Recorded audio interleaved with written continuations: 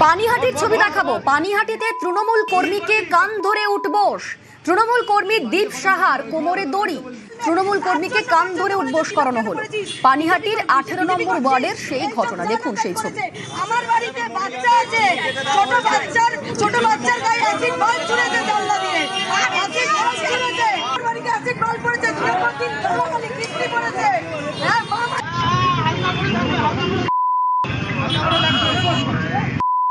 সন্ত্রাস করা সব আমাদের সঙ্গে সুবীর রয়েছেন প্রতিনিধি।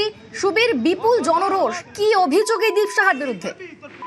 দেখো, 18 নম্বর ওয়ার্ডের তৃণমূল কংগ্রেস কাউন্সিলর পার্থ চৌধুরীর ঘনিষ্ঠ দীপ সাহা এলাকাতে অসামাজিক কাজকর্ম থেকে শুরু করে তোলাবাজি এবং মানুষের উপরে অত্যাচার করতো এবং বিজেপি কর্মী যারা ছিল তাদের উপর কিন্তু মারধর করতো, এমনটাই কিন্তু অভিযোগ। এবং নির্বাচনের ফল ঘোষণার পর থেকে সেই এলাকা থেকে পলাতক ছিল এবং গতকাল যখন সেই এলাকায় ঢোকে তখন এলাকার যারা বাসিন্দা থেকে শুরু করে যে সমস্ত বিজেপি কর্মীরা রয়েছেন তারা তাকে হাতেরা ধরে ফেলে এবং ধরে ফেলে কিন্তু একদম কোমরের মধ্যে দড়ি বেঁধে গোটা 18 নম্বর ওয়ার্ডের এলাকায় কিন্তু ঘোরানোর পাশাপাশি তাকে প্রকাশ্যে রাস্তার ওপর কান ধরে কিন্তু উঠবাস করানো হয় এই দীপ সাহাকে। এবং তারপরে কিন্তু পরিস্থিতি নিয়ন্ত্রণে ঘটনাস্থলে খর্দ থানা পুলিশ আসে এবং পুলিশ এসে কিন্তু এই দীপ সাহাকে আটক করে নিয়ে যায় এবং দীপ সাহার বিরুদ্ধে একাধিক অভিযোগ রয়েছে। এবং এই যে তৃণমূল কংগ্রেস কাউন্সিলর পার্থ চৌধুরী তার মততেই কিন্তু সেই ধরনের ঘটনাগুলো ঘটাতো। এখনো পর্যন্ত সেই পার্থ চৌধুরী অর্থাৎ 18 নম্বর ওয়ার্ডের যিনি কাউন্সিলর তিনি কিন্তু পলাতক রয়েছে, তার খোঁজে তল্লাশি চালাচ্ছে খর্দ থানার পুলিশ। বেশ, ধন্যবাদ সুবীর।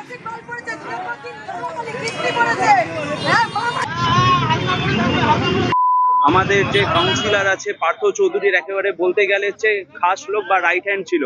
রীতিমতন এমন ভাবে প্রভাবশালী ছিল যে পারলে মা বোনেদেরকে রেপ করার হুমকি দিত, বাড়িতে বাল্ব অ্যাসিড বাল্ব ছুঁড়ে মারতো।